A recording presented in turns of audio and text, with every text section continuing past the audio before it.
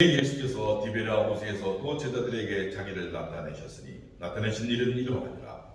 시몬 베드로와 디두모라는 도마와 갈릴리 가나 사람 나다나엘과 세베대의 아들들과 또 다른 제자 둘이 함께 있더라.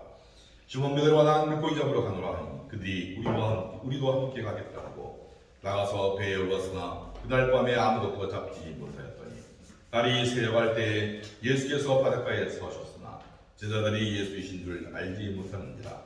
예수께서 이르시되 얘들아 너희에게 고기가 있느냐? 대답하되 없나이다. 이르시되 그물을 배의 오른편에 던지라. 그리하면 잡으리라 하시니 이에 던졌더니 물고기가 많아 그물을 둘 수 없더라. 예수께서 사랑하는 그 제자가 베드로에게 이르되 주님이시라니. 시몬 베드로가 벗고 있다가 주님이라 하는 말을 듣고 겉옷을 두른 위에 바다로 뛰어내리더라. 오늘 말씀은 그물을 오른편에 던지라는 제목으로 이정우 목사님께서 말씀을 전해주셨습니다. 말씀 전하실 때만 은혜 받으시기 바랍니다. 아멘.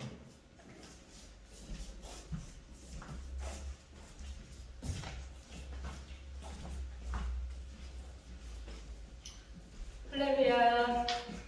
일주일 동안도 주님 안에서 평안하게 건강하게 잘 지내셨을 줄로 믿습니다. 오늘 어린이 주일입니다.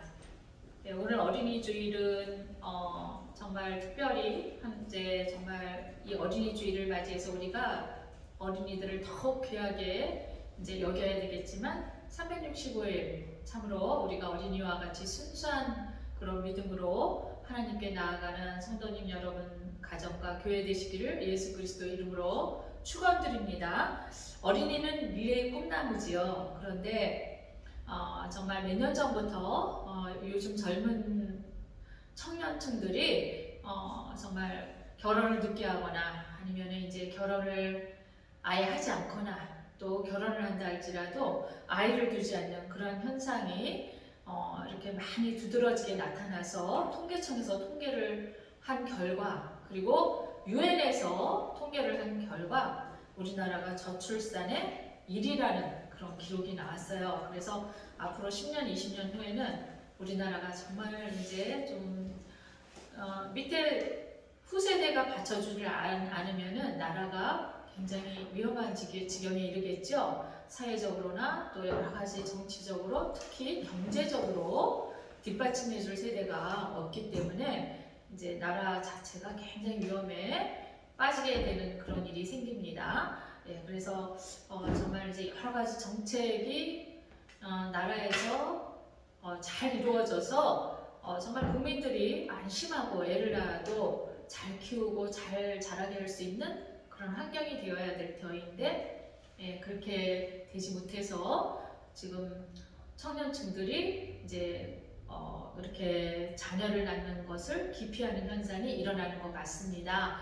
그래서 우리나라의 그런 어린이들을 위해서 많이 기도해 주시고 오늘 또 이제 어린이 주일에 제가 좀 새 구절을 한번 말씀드리겠습니다. 마태복음 18장 4절 보시면 진실로 너희에게 이르노니 너희가 돌이켜 어린아이들과 같이 되지 아니하면 결탄코 천국에 들어가지 못하리라. 이 말씀은 예수님이 하신 말씀인데 어린이들이 굉장히 순수하죠. 그래서 어린이들이 만약에 예를 들어서 그 어린 나이 때부터 부모한테 신앙 전수를 잘 받아서 믿음을 유지하고 나가면 정말 그 순수하고 깨끗한 믿음이 다 자라서까지 이렇게 잘 유지가 된다고 합니다. 그리고 또 그 어린아이 때 그 정말 그 이렇게 순수하게 스펀지처럼 받아들이고 믿는 어린아이들 보면은 그렇게 진짜 순수하고 깨끗할 수가 없어요. 그리고 그 아이들한테 정말 하나님의 그 기적이 일어나는 일이 많이 있는 걸 제가 봤습니다. 마태복음 18장 5절 말씀 읽어드리겠습니다. 그러므로 누구든지 이 어린아이와 같이 자기를 낮추는 사람이 천국에서 큰 자니라. 이것은 어린아이와 같이 겸손하라 이런 말씀으로 예수님께서 우리에게 주신 것이죠. 물론 뭐 어린아이가 다 겸손하냐, 그 아이들이 뭐 얼마나 성숙해서 겸손을 알겠어요. 그런 의미가 아니라 아까 조금 아까 말씀드린 대로 아이들이 굉장히 순수하고 순전하기 때문에 정말 그런 부모한테 신앙 전수를 잘 받은 어린아이가 그런 믿음을 가지고 있으면 정말 겸손할 수뿐이 없게 된다는 그런 말씀이죠. 예, 그래서 겸손한 사람이 천국에서 큰 자니라 이런 뜻이 되겠고요.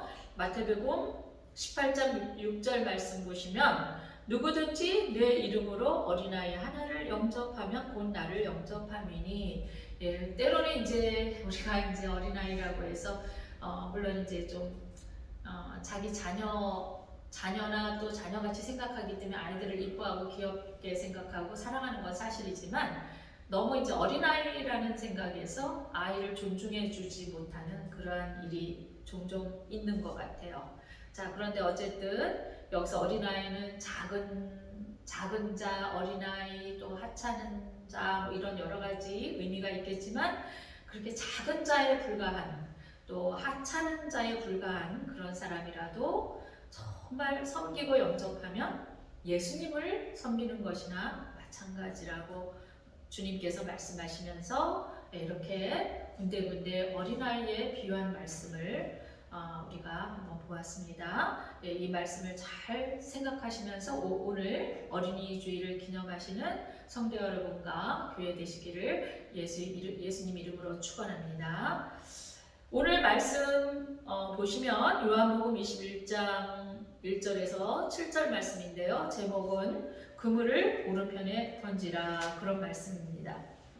자, 그런데 요한복음 20장에서는 예수님께서 부활하시고, 그죠? 부활하시고 우리 부활절에 20장 말씀을 살펴보았는데요. 예수님께서 부활하시고 제자들에게 이제 서너 번 나타나셨어요. 그리고서는 잠시 이제 공백 기간이 이제 있은 후에 제자들이 물고기를 잡으러 갔습니다.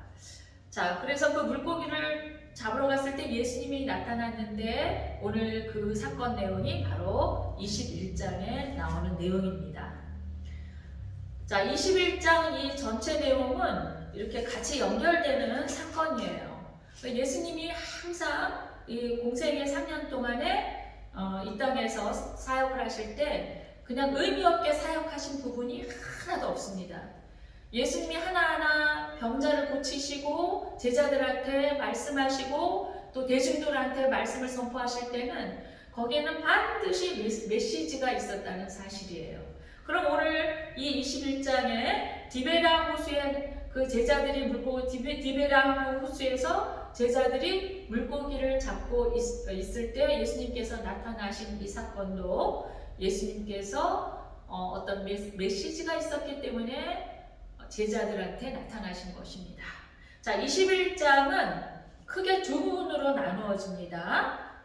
첫째는 제자들에게, 물고기를 잡고 있는 제자들에게 나타나신 예수님에 대한 사건으로 1절부터 14절까지 연결이 되고요. 그 다음에 이제 계속 이제 거기에 계시면서 제자들하고 계시면서 물고기도 드시고 이제 그러시면서 제자들하고 이야기를 하시는 내용이 15절부터 마지막 25절까지인데, 자, 이 21장의 전체적인 내용의 주제 또는 핵심의 내용이 뭐냐면은 예수님께서 이제 부활하시고 이제 승천하시기 전에 제자들을 이제 파송하고 계시는 거예요.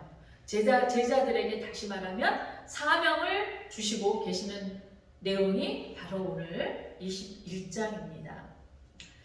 자, 우리 그러면은 이제 한번 말씀을 보시겠는데, 여기서 1절 보시면 그 후에 예수께서 이제 여기서 21장 1절에 그 후에라는 말은 이제 그 앞장에서 예수님께서 부활하시고 한 서너 번 나타나셨잖아요. 예, 나타나시고 그 후에 이런 말이에요. 예수께서 디베라 호수에서 또 제자들에게 자기를 나타내셨으니 라고 하셨어요. 나타내신 이는 이러하니라. 자, 그 다음에 이제 2절부터 보시면, 자, 시몬 베드로와 디두모라 하는 도마와 갈릴리 가나 사람 나다나엘과 세베대의 아들들과 또 다른 제자들이 함께 있더니, 예, 그래서 정확하게 그냥 몇 명인지는 몰라요. 그냥 또 다른 제자들 이렇게 해서. 그런데 이제 다른 복음서하고 우리가 좀 내용을 비교해 볼 때 7명이라고 나와요. 자, 7명이 이제 물고기를 잡고 있었습니다. 자, 그런데 여기서 디베라 호수는 어디일까요? 예, 갈릴리 호수. 갈릴리 호수라고도 하는 이 디베라는 갈릴리의 수도 이름이에요. 갈릴리의 수도. 그래서 이 디베라 호수는 디베라 호수 또는 갈릴리 호수라고도 불리우고, 또 민수기의 긴네렛 호수, 이렇게 한 두세 가지 이름으로 불리우는 호수입니다. 이 바닷가에서 제자들이 물고기를 잡고 있었어요. 그런데 이들은 왜 예수님이 부활하신 것을 목격을 했어요. 아니, 그런데 왜 호수에 가서 다시 옛날 업종으로 돌아가서, 옛날 직업으로 돌아가서 왜 호수에 물고기를 잡으러 갔을까? 이거 참 궁금하지 않습니까? 보통 정말 대단한, 정말 엄청나게 그 큰 기적을 본 거잖아요. 그러니까 바로 일어나갖고 사명을 감당하러 가야 되지 않습니까? 그런데 이들은 너무나 막연했던 거예요. 자기네들이 무엇을 해야 될지, 주님의 부활을 목격했다고는 했지만 장차 일이 어떻게 진행될지를 몰라서 막연한 불안감으로 이들은 불안정한 생활을 하고 있었어요. 불안정한 상태에 있었습니다. 왜 하필이면 갈릴리로 가냐? 이제 사람들이 방황을 할 때는 자기 고향으로 귀향을 하는 게 본능이지요. 예, 그런 것도 있겠지만 갈릴리로 간 이유는 첫날 부활을 목격한 여인들에게 예수님께서 여인들 중에 그 첫날에 예수님의 부활을 목격한 여인들은 막달라 마리아, 예수님의 어머니 마리아, 살로메, 이렇게 세 사람이 예수님 무덤에 갔을 때 예수님이 마리아에게 나타나셨는데, 막달라 마리아에게 나타나셨는데, 막달라 마리아가 놀라니까 예수님께서 제자들에게 내가 다시 살아났다고 알리고, 그리고 그들 보러 갈릴리에 가서 기다려라 하고 전하라고 했어요. 그 말을 막달라 마리아가 베드로와 제자들에게 전했어요. 갈릴리로 예수님께서 살아나셨는데 갈릴리로 가라고 하십니다. 자, 그 말을 듣고 이제 갈릴리에 간 것입니다. 주님의 명령에 순종하여 갈릴리에 갔지만 구체적으로 도대체 무엇을 해야 될지를 모르고 너무나 막연하고 불안했던 것입니다. 함께 있었던 제자들이 모두 7명이었는데 그들 중 몇 명은 예수님을 따라가기 전에 그곳에서 살고 있었고 고기를 잡는 것이 그들의 생업이었어요. 이때 베드로가 먼저 난 물고기 잡으러 갈 거야 이럴 때 다른 제자들도 함께 따라갔습니다. 예수께서 승천하실 때도 아니고 또한 성령께서 오시면 증언하게 될 것이라고 예언을 들었어도 아직은 성령을 받을 때가 아니지요. 이제 사도행전에 성령을 받는 일이 나오죠. 다락방에서. 그래서 아직도 성령을 받을 때도 아니니까 딱히 사도의 직무를 어떻게 수행할지, 그러니까 성령님이 임하시던지 아니면 예수님께서 나타나셔서 이들에게 이렇게 해라 뭔가 말씀을 주셔야 되는 거잖아요. 뭔가 명령을 해주셔야 돼. 이들이 순종하는 거잖아요. 그런데 너무나 이들이 막연했던 거예요. 자, 그래서 이제 물고기를 잡으러 간 것 같은데 그때 어떤 계획도 없었어요.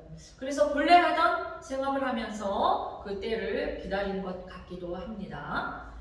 그들이 물고기를 잡기 위해서 밤새 고물을 던졌지만 한 마리도 잡지 못했다고 했어요. 자, 이 부분 중요하니까 우리 말씀을 한번 보실까요? 자, 3절 보시겠습니다. 21장 3절. 시몬 베드로가 나는 물고기 잡으러 가노라 하니까 그들이 우리도 함께 가겠다 하고 나가서 배에 올랐으나, 자, 멋이죠. 그러나 배는 올랐는데 그날 밤이 굉장히 중요합니다. 이 디베랴 호수의 그 환경 배경에서는 여기서 밤이라는 이 시점이 굉장히 중요해요. 그날 밤에 아무것도 잡지 못하였다니. 자, 이 지금 요한복음의 저자는 요한인데 요한의 특이한 점은 무엇이냐면은 이 요한의 관점에 따라서 어떤 시간이나 어떤 장소를 그리고 사람들을 배열하는 것을 굉장히 특이하게 서술을 했다는 거예요. 자, 여기서 그날 밤에 라고 요한이 특별히 부각을 시킨 건 이유가 있어요. 무슨 말이냐면, 근데 그날 밤에 그래놓고 그 뒷절에 아무것도 잡지 못했다 했어요. 자, 그 말은 어떤 의미가 있냐면, 디베랴 그 호수, 갈릴리 호수의 특징은 뭐냐면은, 이제 밤에는 물고기가 잘 잡힌대요. 그래서 그 사실을 베드로가 알고 있었기 때문에 밤에 물고기를 잡으러 간 거예요. 이 사실을 알아야만 이 기절을 이해할 수가 있습니다. 왜 그러냐면 밤에는 물고기들이 이렇게 거의 낮은 물 쪽으로 묻히 가까운 낮은 물 쪽으로 다 이렇게 올라온다고 합니다. 그리고서 낮에는 깊은 곳으로 간대요. 근데 깊은 곳에 가서 만약에 물고기를 잡으면 굉장히 위험할 수가 있지만 밤에 낮은 곳에 물고기가 다 모여 있다고 하니까 밤에 그 디베랴 호수의 낮은 곳에 가서 물 낮은 곳에 가서 잡는 것이 훨씬 쉽겠죠. 자, 베드로가 그 사실을 잘 알고 있었겠죠. 그래서 간 거예요. 그런데 그날 밤 아무것도 잡지 못했다고 했어요. 자, 이것은 이 한 마리도 잡지 못했다 이 사실은 그들에게 주님의 도우심이 절실히 필요하다는 사실을 상징적으로 보여주는 것입니다. 주님이 절실하게 필요하다는 사실이에요. 또한 여기에서의 의미는 사도의 사명과 관계가 있습니다. 그러니까 21장 1절부터 14절까지 주님이 오셔서 이제 고기를 잡으라 그러죠. 그리고 15절부터 마지막 절까지는 이제 사명을 주시는 거예요. 자, 그래서 이 21장의 핵심은 사도의 사명과 관계가 있습니다. 즉 사람을 낚는 것이다. 이거는 무엇을 의미하는 것이겠어요? 고기를 낚는다라는 것으로 비유하죠. 다시 말하면 전도의 사명과 관련이 있습니다. 이 사람을 낚는 것으로서의 사도적 사명은 예수님의 명령이 있어야만 된다는 거예요. 그래서 그 예수님의 명령에 순종했을 때 예수님께서 도와주시고 그럴 때 완수할 수 있다는 의미를 지금 우리한테 메시지로 주고 있는 말씀입니다. 그래서 특별히 21장 지금 3절에서 요한이 그렇게 부각하고 있는 거예요. 아니 그날 밤에 이 말은 고기가 잘 잡히는 시간이 밤이라는 거예요. 그런데 아무것도 잡지 못했다고 요한이 말하고 있는 거예요. 요한이 말하고 싶은 내용은 무엇이냐면 주님께서 명령을 하시고 거기에 순종해야만 이를 완수할 수 있다는 사실을 지금 알려주고 있는 것입니다. 누가복음 이제 또 고기를 잡는 사건이 그 앞에 나오는 거 여러분 기억하시죠? 누가복음 5장에 나와 있어요. 5장 1절에서 그 11절 5장의 전반부에 고기를 잡고 있을 때 또 그때 주님이 오셔서 자 고기를 잡아라 하고 주님 때문에 고기를 많이 잡은 그 사건의 내용이 나와 있는데 오늘 이 고기를 잡는 사건과는 조금 내용이 다릅니다. 자 5장 1절에서 11절에 제자들이 고기를 잡지 못했다고 했어요. 그때는 제자들이 밖으로 나와 있다가 제자들이 고기를 잡지 못해서 밖으로 나와 있다가 그랬는데 오늘은 그들이 배에 있었어요. 그런데 누가복음 5장에서는 그들이 밖으로 나와 있을 때 예수님이 오셨어요. 그래서 그때는 예수님이 뭐라고 했냐면 깊은 곳에 가서 고기를 잡아라 그러셨어요. 깊은 곳에 가서 고기를 잡아라. 그런데 너무 많이 잡혔는데 그때는 그물이 찢어졌는데 오늘은 어디에 나오냐면 11절 보시면 하반절에 그물이 찢어지지 아니하였더라. 자 이런 대조적인 대비되는 표현이 있습니다. 예, 물론 의미가 있겠죠. 그런데 이제 오늘은 제가 21장의 말씀만을 가지고 여러분들한테 전하도록 하겠습니다. 어쨌든 누가복음 5장에 나오는 5장에서 제자들이 또 고기를 잡고 있을 때 예수님이 나타나셔서 깊은 곳에 가서 잡아라 했을 때 고기가 많이 잡혔는데 그물이 찢어졌더라 하는 내용과 오늘의 이 고기를 잡는 내용이 같이 예수님이 고기를 잡아라 이런 명령을 했고 예수님의 명령에 따라 순종했더니 고기를 많이 잡았는데 이제 조금 대조적인 그런 내용이 나왔다는 사실을 여러분 기억하시면 좋겠습니다. 자, 오늘 이제 본문에 몇 마리 잡았다고 나왔냐면 11절 보시면 153마리. 예, 모나미도 153을 표시했죠. 자, 이 153을 히브리어로 풀이를 하면은 그러니까 이제 믿는 사람의 수라고 하는 사람도 있고, 여러분이 이제 혹시 관심이 있어서 주석책 같은 데 보면은 이 153이라는 숫자에 대해서 이제 지금 제자들이 잡은 이 물고기 숫자가 153이라는 숫자에 대해서 많이 이제 좀 나온 부분이 있습니다. 여러 가지 해석으로. 자, 나온 부분이 있는데 어쨌든 153마리를 잡았고, 그런데 그물이 찢어지지 아니하니라. 자, 그래서 이제 그 많은 해석 중에 이제 종합적으로 조금 가능성 있는 해석을 보면은 이제 이방인과 유대인의 그런 숫자라고 하는 분들도 있고, 어쨌든 이것은 전도의 사명과 관련 있는 것으로 이제 앞으로 제자들이 예수님의 명령을 받아서 전도를 할 때 유대인과 이방인들한테 전도를 할 것이고, 자, 그물이 찢어지지 아니하였더라 하는 말씀처럼 그 전도의 사명을 잘 완수하게 될 것이라는 그러한 계시적인 말씀이라고 보아도 되겠습니다. 자, 여기서 이제 날이 아직 밝기 전에 제자들이 바다 배 위에 있었는데 예수님이 찾아오셔서 얘들아 그러셨어요. 이제 3절에 아무것도 잡지 못하고 있었어요. 그리고 이제 날이 김이 빠졌겠죠. 그리고 날이 새어갈 때쯤 됐으면은 날이 새면서 물고기들이 어떻게 될까요? 깊은 곳으로 다 이제 헤엄쳐서 가겠죠. 자, 그러니까 굉장히 불가능한 일이라는 거예요. 고기를 잡는 사실은.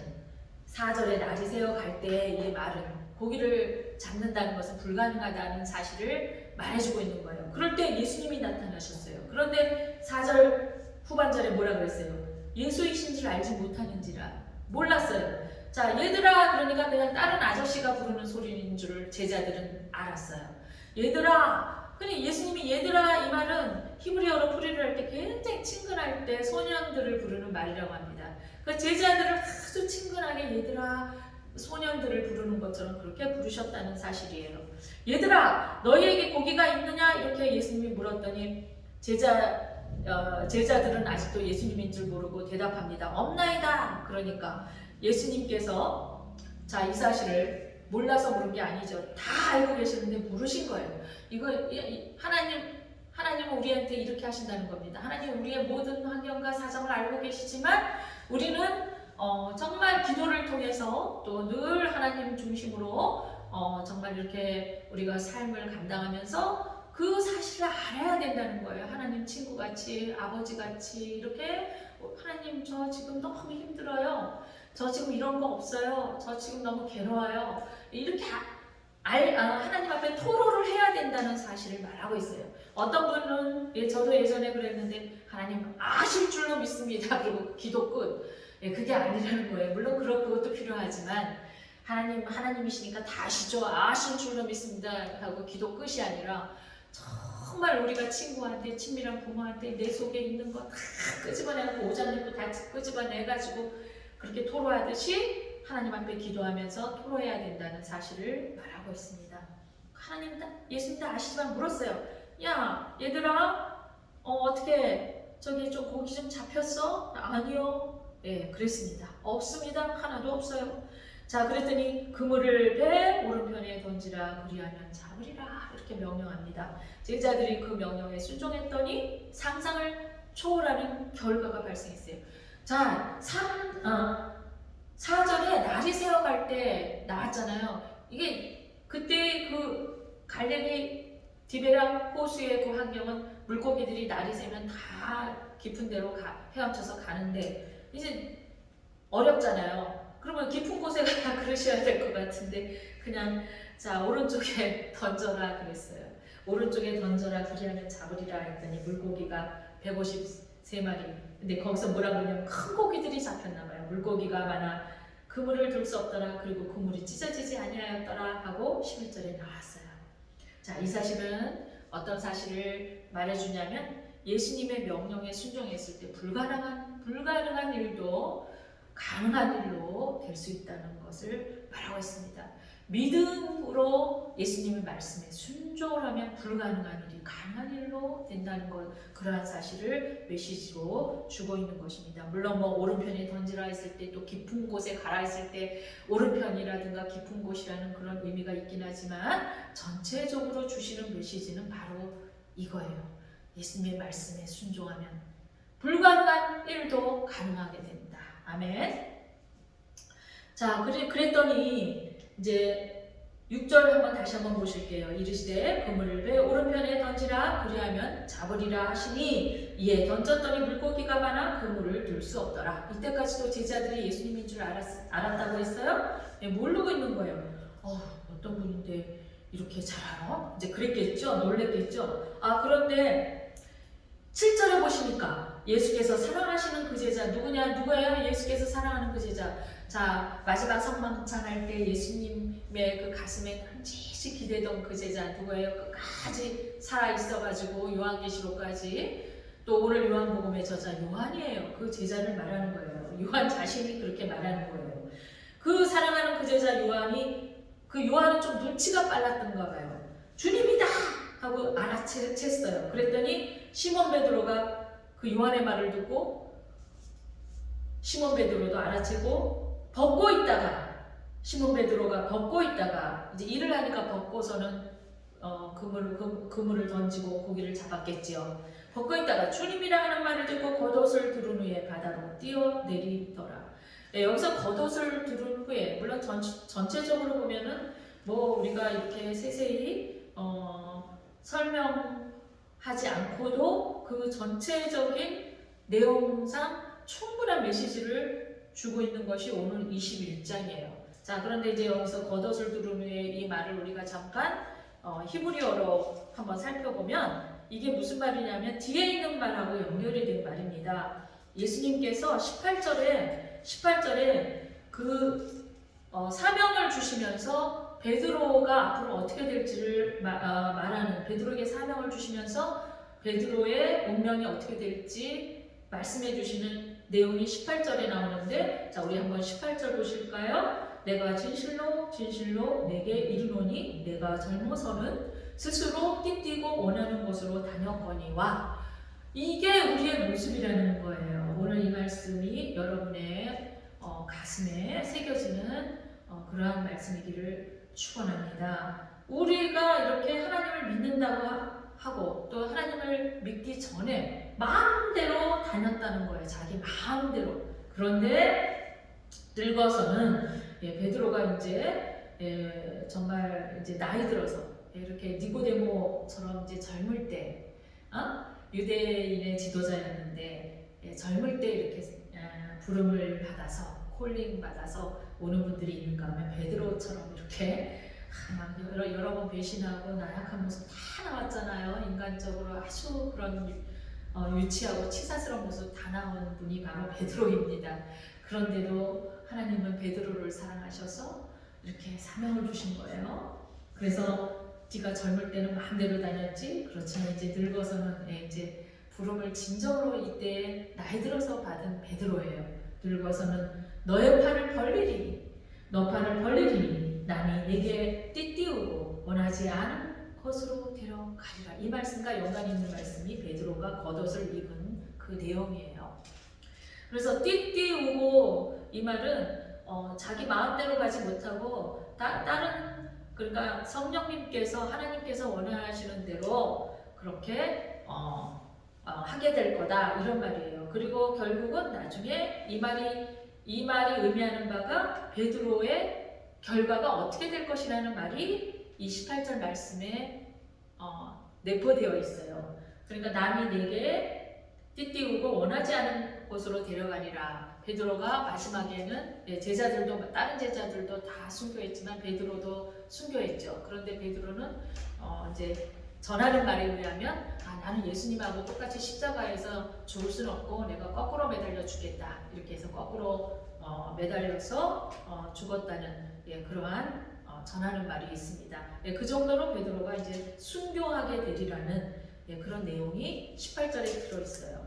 자, 그 내용이 띠띠우고 원치 않은 곳으로 데려가리라. 이 말하고 오늘 겉옷을 두른 후에, 이 말하고 연관이 있는 말이에요. 자, 이 겉옷을 두른 후에라는 의미는 좀 해석상 어려운 부분이 있지만 이 말을 히브리어로 된 말을 풀이를 하면 어떤 의미이냐 하면 스스로 띠띠우다, 스스로 졸라매다, 이런 말이 있습니다. 그래서 이 부분에 대해서는 다양한 해석이 있지만 예수님의 부름의 소명을 다시 듣고 순종해서 자발적으로 준비하는 자세로 나아간 베드로의 자세를 볼 수가 있다는 것입니다. 띠를 두르다 그럴 때 이 두른이라는 말은 히브리어로 히브리어가 아니라 이제 헬라어, 여기는 헬라어예요. 죄송합니다. 헬라어로 디아조님이라고 하는, 좀 발음이 이상하지만 헬라어로 디아라는 말하고 존님이라는 말의 합성어예요. 두 단어가 합쳐진 합성어인데 이 말이 합해져서 합성어가 되면 수동태가 됩니다. 자, 그러니까 스스로 베드로가 이제는 부름의 소명을 받고 순종해서 스스로 하나님 앞에, 예수님 앞에 뛰쳐나오긴 했지만, 자, 이 믿음을 주는 것이나 또 우리가 사명을 감당하는 것이나 우리가 순종하는 것이나 우리가 마음대로 되는 게 있다고 했습니까? 아니요. 믿음은 수동태라고 했어요. 그리고 하나님이 우리한테 자유의지를 주셨기 때문에 하나님이 이미 그 마음을 주장하시고 성령님께서 임하게 하셔서 우리를 강권해서 그 수동태로서 우리를 붙잡아주고 계시지만 우리에게 그 자유의지를 주셨기 때문에 순종하고 나아가는 것은 우리의 선택이라는 그런 말을 하고 있는 것입니다. 우리의 선택이에요. 그러니까 하나님은 부르셨는데 우리가 선택을 잘못해서 자꾸 딴 길로 가면 하나님은 물론 끝까지 이제 그 부름의 사명이 있는 분들을 끝까지 부르고 계십니다. 그런데 그때 우리가 콜링 받았을 때 올바로 순종해야지, 우리가 우리 자유의지로 자꾸만 이제 엉뚱한 길로 나가면 이제 나중에는 부끄러운 구원이라도 받기는 하겠지만은 이제 좀 많은 것을 잃어버리고 돌아온 탕자처럼 될 수가 있다는 것이죠.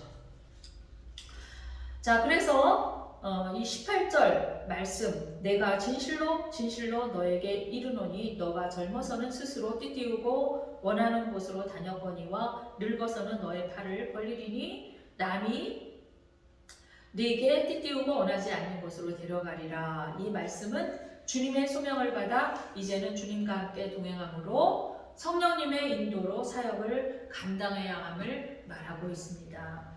자, 근데 이제 그 예수님께서 그 말씀을 하시기 전에 이제 자, 오른편에 던져라 그래서 153마리나 물고기를 많이 잡았고 그물이 찢어지지 않았어요. 그래서 이제 예수님께서 제자들한테 자, 우리 식사하자 이렇게 먼저 말했어요. 그랬더니 제자들이 이때까지도 못 알아봤어요. 못 알아본 제자들이 있었어요. 그래도 당신이 누구십니까? 이렇게 감히 묻는 자가 없다라고 말씀에 나와 있죠. 자, 예수께서 떡하고 생선을 제자들 앞에서 드셨습니다. 자, 이것은 예수님이 영으로만 부활한 것이 아니라 영과 육이 같이 부활했다는 사실을 말해주고 있는 거예요. 증명하고 있는 거예요. 예수님께서 떡도 드시고 생선도 드셨다는 사실은 영과 육이 같이 부활했다는 사실을 나타내고 있는 것입니다. 자, 그러면서 15절에 이제 사명을 주시는데, 사명을 주시기 전에 베드로한테, 베드로야 너 나를 사랑하니 물어요. 그랬더니 주님, 그럼요. 주님께서 더 잘 아시잖아요. 제가 주님 사랑하는 거 주님이 아시나이다.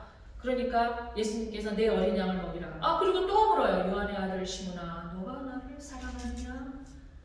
16절에 주님 그러하나이다. 내가 사랑하는 줄 주님께서 아시잖아요. 그랬더니 또 주님께서 내 양을 치라. 자, 세 번째로 또 묻습니다. 요한의 아들 시몬아, 17절 말씀에 요한의 아들 시몬아, 내가 나를 사랑하느냐? 요한의 아들 시몬아 하고 여러분 기억나시죠? 자, 너가 나를 사랑하느냐? 그러니까 세 번째 나를 사랑하느냐 하심으로 베드로가 근심하여 이르되 주님 모든 것을 아시오매 내가 주님을 사랑하는 줄을 주님께서 아시잖아요. 근심하면서 다시 말했다 이 말이에요. 근심하면서 주님께서 왜 그러실까? 그랬더니 주님께서 내 양을 먹이라. 자, 왜 주님께서 세 번을 이렇게 너 나를 진짜로 사랑하니? 라고 물으셨을까요?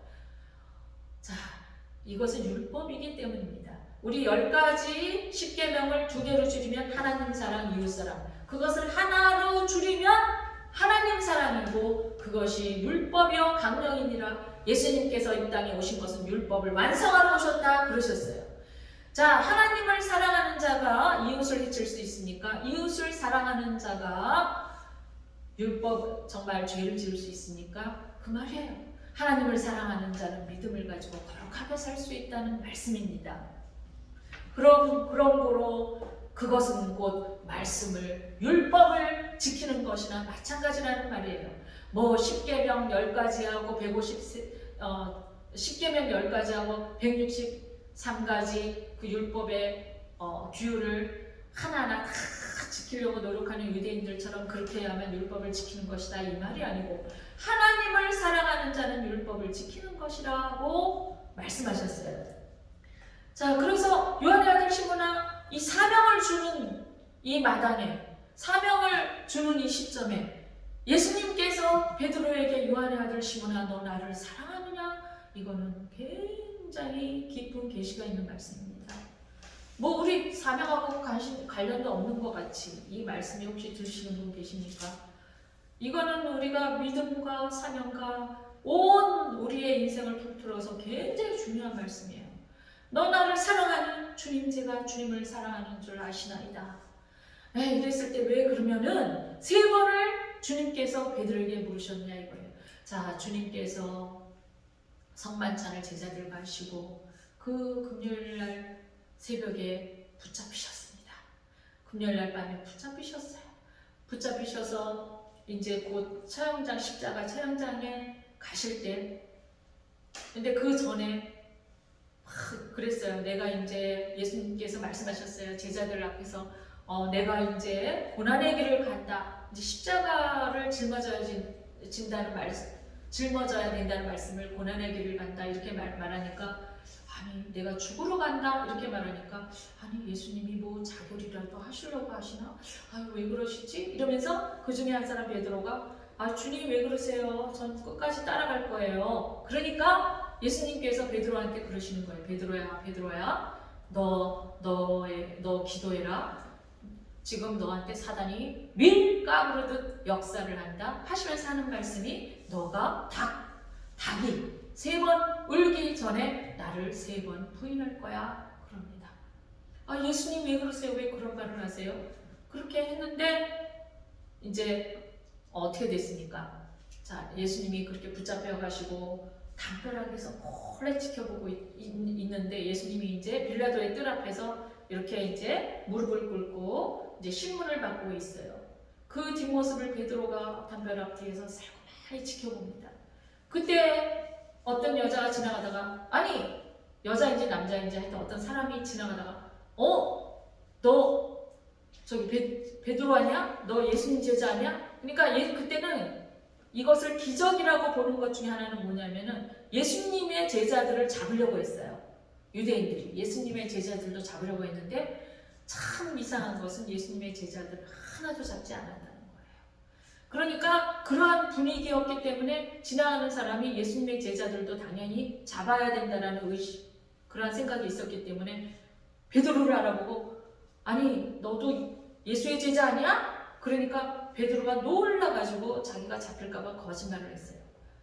참고로 어떤 제자는요 자기가 이렇게 그 겉옷인지 혼니불이라고 성경에 나왔는데 겉옷인지 혼니불인지 이렇게 뒤집어 쓰고 몰래 예수님 잡혀가는 거를 보고 있다가 놀라가지고 그거 혼니불을 두고 알몸으로 도망갔다. 뭐 알몸은 아니겠죠. 이제 속옷은 입었겠죠. 속옷만 입고 도망갔다는 그런 사실도 나왔어요. 이럴 정도로 제자들이 도망다녔다는 거.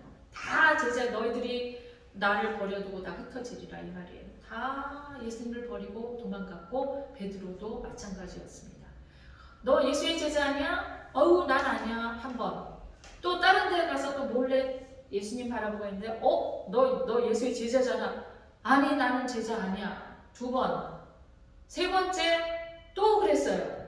둘째는 곳에서 너 예수님의 제자지? 그러니까 나는 아니야. 그러니까 그 세 번째 부인하고 바로 뒤에 꼭 닭이 울었다고 했습니다.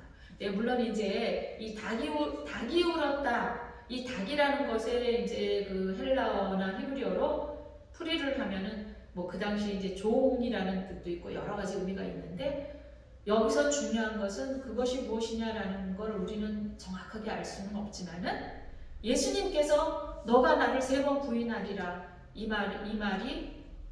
말을 베드로에게 하셨고 베드로는 그 사실을 나중에서야 깨달았다는 사실이에요. 예수님은 다 알고 계셨다는 것이죠. 자, 그래서 그 베드로가 얼마나 부끄럽겠어요. 예수님 부활하신 사실을 안 후에 그리고 또 고기를 잡고 있는데 거기에 나타나셔가지고 친히 이렇게 고기를 잡도록 해주신 그 예수님을 보았을 때 얼마나 부끄러웠겠습니까? 이렇게 우리는 수치와 부끄러움과 정말 내놓을 곳이 없는 사람들이라는 거예요.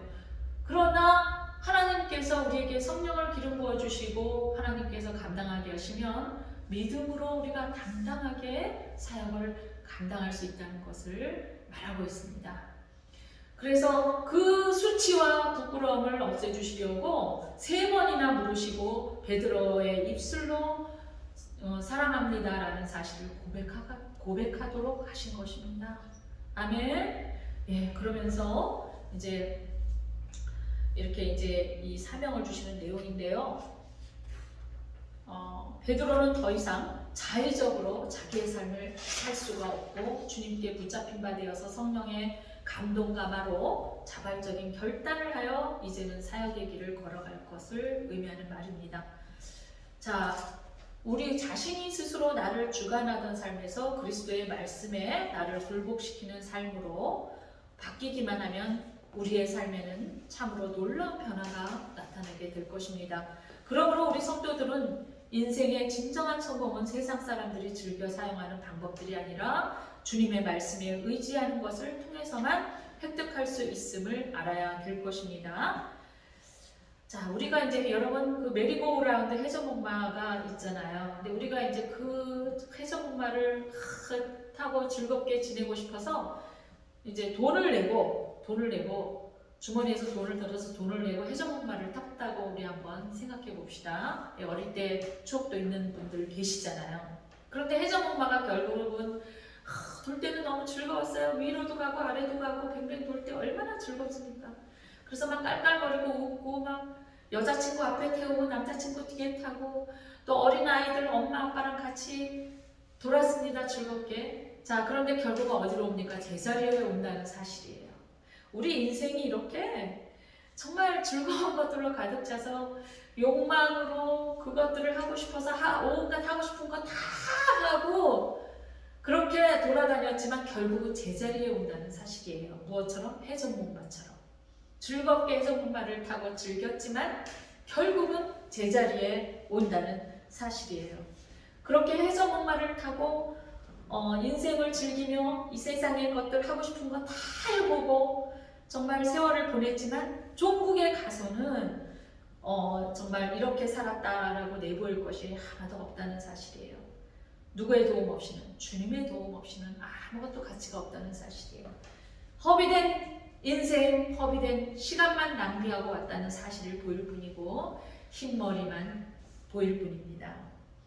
인생을 예수님께 일생을 맡기고 생애 최고의 봉사를 그분께 드리는 삶만이 가장 가치 있는 삶인 것입니다. 오늘 본문에서도 제자들은 낙담하고 좌절하고 있습니다. 그렇지만 예수님께서는 절망을 기쁨으로 바꾸어 주셨습니다. 이 세상은 우리에게 행복을 줄 수 있습니까? 행복을 줄 수가 없어요. 하나님이 주시는 그 하늘의 기쁨과 평안과 우리가 이 세상에서 욕망으로 얻는 기쁨과 평안을 어디에 비교할 수가 있겠습니까? 절대 비교할 수가 없습니다. 이 세상은 우리가 살 생의 전부가 아니고 죽을 죽음의 모든 것도 아닙니다. 하나님은 우리를 위해서 더 좋은 처소를 예비하고 계십니다. 만왕의 왕이신 예수님께서 우리와 함께 살기를 고대하는 하늘나라가 우리의 본향이기 때문입니다. 이 땅은 잠시 있다가는 낙인의 땅이라고 했습니다. 우리가 예수님 만나기 전까지는 우리의 삶이 우리의 지혜와 의지로 사는 삶이었지만 베드로처럼 자기가 스스로 원해서 자기 마음대로 가고 또 자기가 자기 의지로 고기를 잡으려고 해봤지만 그 고기는 전도하는 것에 비유한다고 했어요. 자기 의지로 뭔가 사명을 감당하려 해봤지만 아무것도 결과가 없고 잡히지 않는 이것은 하나님께서 개입하지 않았다는 사실을 말하고 있습니다. 하나님께서 간섭하지 않았다는 사실이에요. 우리가 이렇게 하나님을 믿는다라고 주님 믿습니다라고 말은 하지만 하나님과 상관없는 그러한 삶을 살고 있지는 않습니까? 네, 뒤돌아보는 성도 여러분과 교회 되시면 좋겠습니다. 예전에는 우리의 삶이 우리의 지혜와 의지로 사는 삶이었지만 이제는 예수님의 말씀에 의지하여 순종하며 사는 삶이 되시기를 예수님 이름으로 축원합니다. 그렇게 했을 때 이 땅이 비록 나그네 인생이고 고단하고 고난의 삶이라 할지라도 주님께서 축복을 허락해 주셨을 때 주님 뜻대로 사는 더 가치 있고 풍성한 삶이 되시는 여러분 되시기를 축원합니다. 이제 마지막으로 우리가 이제 오늘 그 21장 말씀을 다시 한번 제가 정리를 해드리겠습니다. 1절에서 14절 말씀은 고기잡이와 관련된 표적의 말씀이고 15절에서 23절 말씀은 예수님께서 목양의 양을 키우라 그랬으니까 양을 돌보라 그랬으니까 목양의 명령을 주시는 그런 말이에요.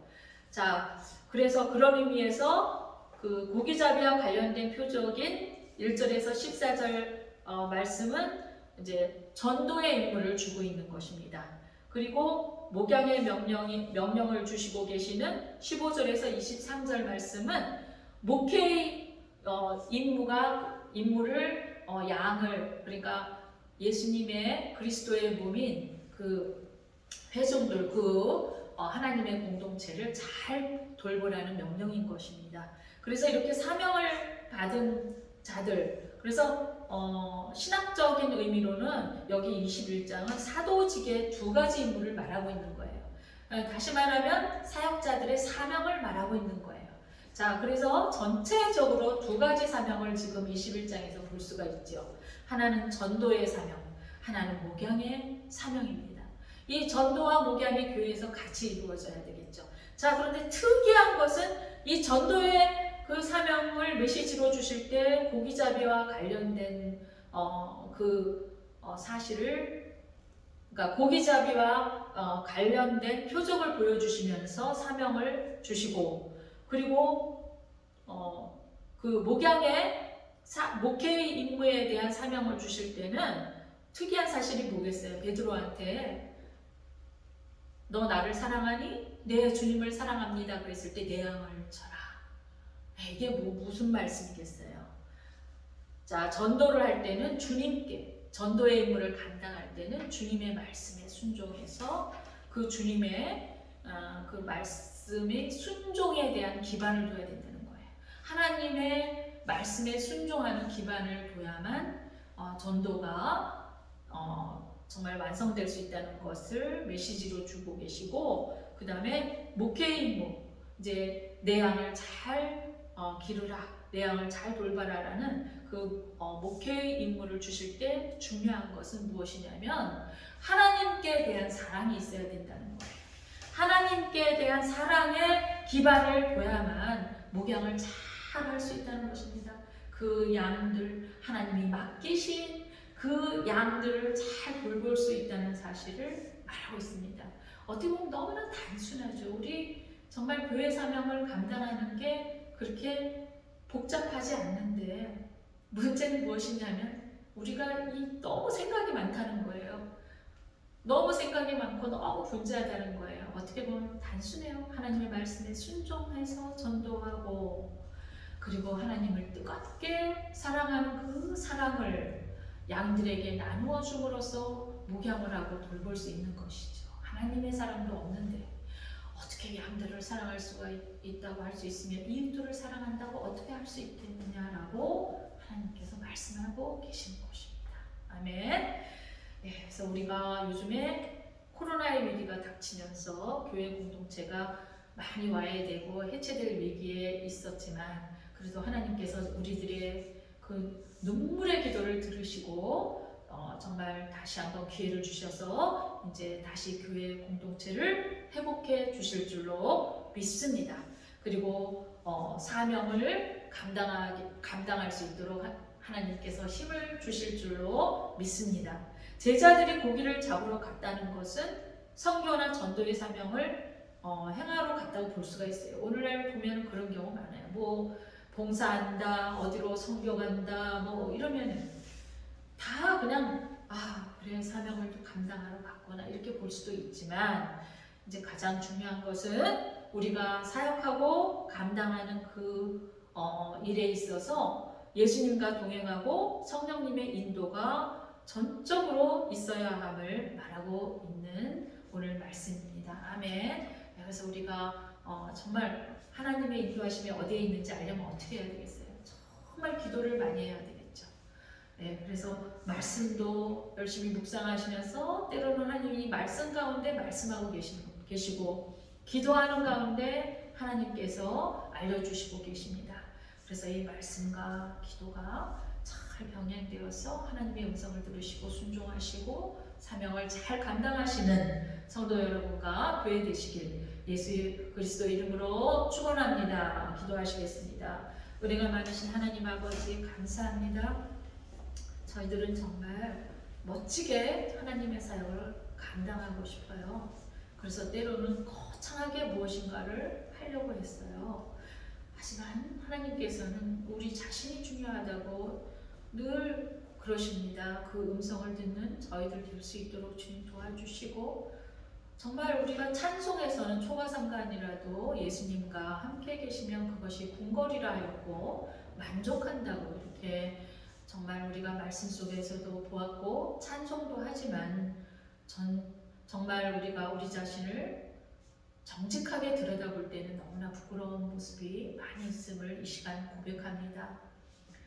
주님 저희들에게 기름 부어주셔서 성령님 저희들을 불쌍히 여기시고 하나님의 뜻대로 인도해 주시기를 이 시간 다시 한번 간절히 주님께 간구합니다.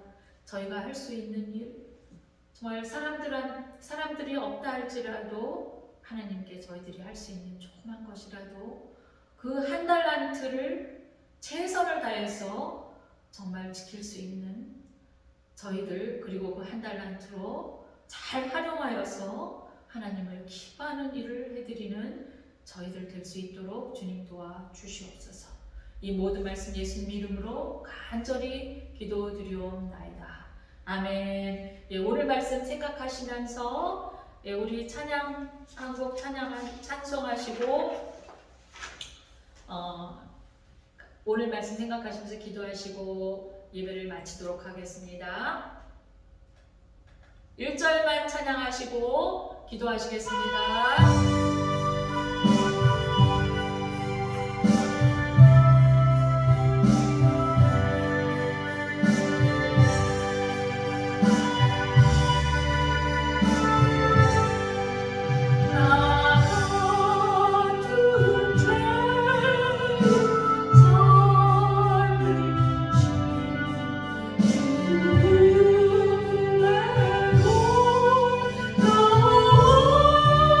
Yeah.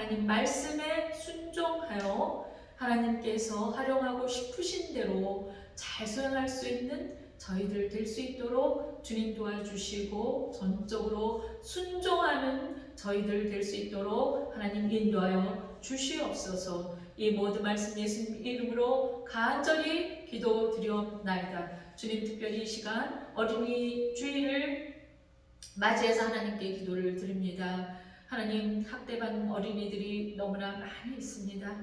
또 그 부모들도 아이들을 정말 이 삶에 지치고 너무나 힘들어서 자신들이 아이들을 학대하는 줄도 모르고 그렇게 아이들을 방치하고 학대하는 그러한 일이 있습니다.